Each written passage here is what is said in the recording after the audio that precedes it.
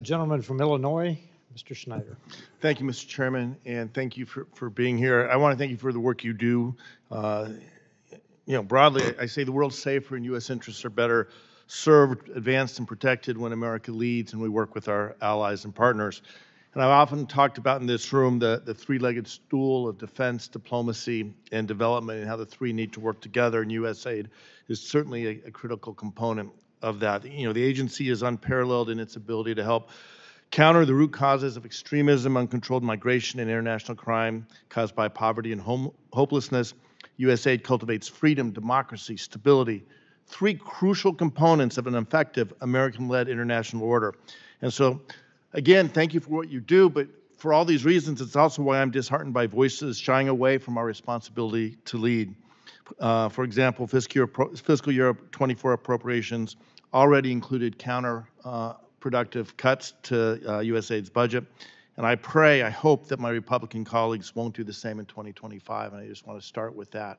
Let me shift, though, and talk about Gaza. We've already talked quite a bit about it. Three key things that I see. We need to immediately surge massive quantities of humanitarian aid, in particular food, into Gaza. We know that, but we need to be able to sustain those quantities of aid over time. And ultimately, we need to break with recent history and work to create a new vision for Gaza, a new, better future for both Palestinians, Israelis, and everyone around the region. So I've got a number of questions, but I'll start with, from the beginning of this war, Hamas started on October 7th. I've been doing all I can to convince Egypt and Israel to open border crossings for aid, first Rafah, then Kerem Shalom, and now Erez.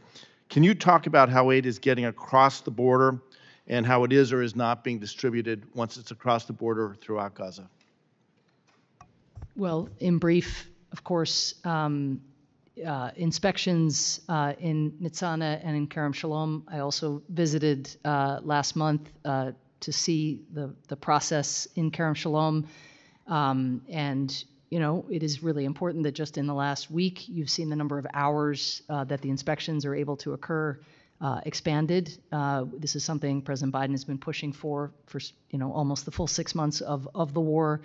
So those, again, expanding the throughput of inspections is how we have been able to get up now to, I think, 420 trucks yesterday, which is double where we were a week ago. Right. So that's one answer. Also, moving supplies from Jordan. In Al Arish, as you probably saw. How about once it's in Gaza? How's it getting to the distribution in Gaza? I think their,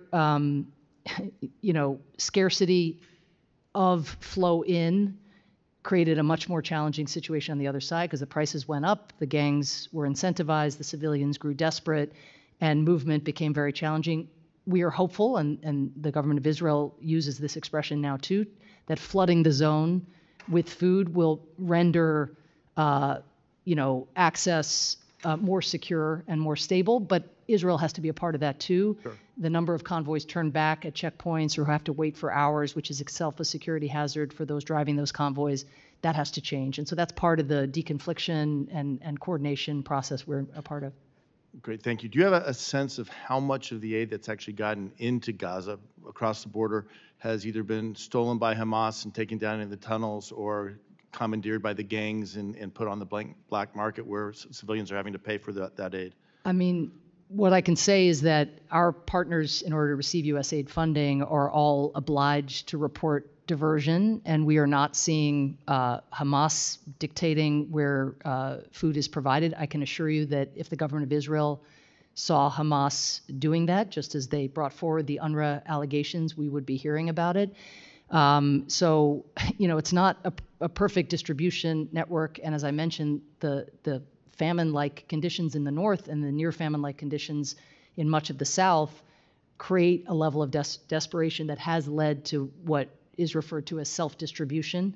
But what that appears to have done is now pave the way for, or at least this is the hope, is that will pave the way for much more of the traditional humanitarian distributions that we see in other war settings. It was having so little food getting in for so long it created an almost Hobbesian dynamic that went well beyond Hamas, which again, we have not seen that systematic diversion or even the reports that our partners are required to provide if it's And I'm happening. out of time. I'll leave the last question maybe for the record, but what can Congress do? What are the most important things we can do to make sure that that aid gets into Gaza, that the needs of the Gazan people are addressed? Can I And answer with that, yield quickly? back. Yeah. Pass the supplemental and press our Israeli partners to actually follow through on the commitments that they've made in recent days, but follow through with haste, recognizing that it's a famine that we're talking about. This Happy is to not do it. something that can wait.